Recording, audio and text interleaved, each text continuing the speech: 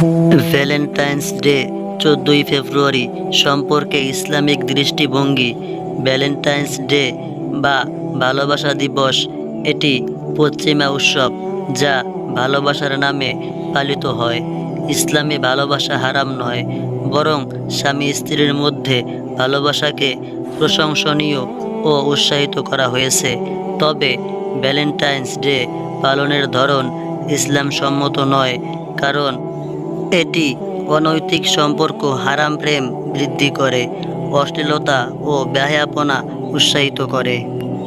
এটি খ্রিস্টান ও বিজাতীয় সংস্কৃতি থেকে এসেছে।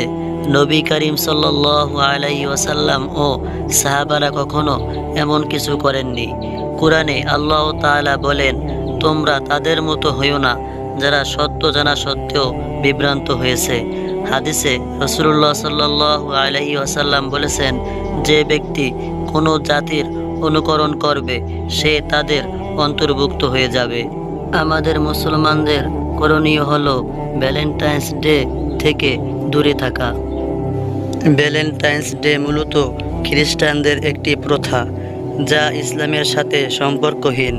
এটি হারাম প্রেম, অশ্লীলতা ও বিজাতীয় অনুকরণকে উৎসাহিত করে, যা ইসলামে সম্পূর্ণ নিষেধ।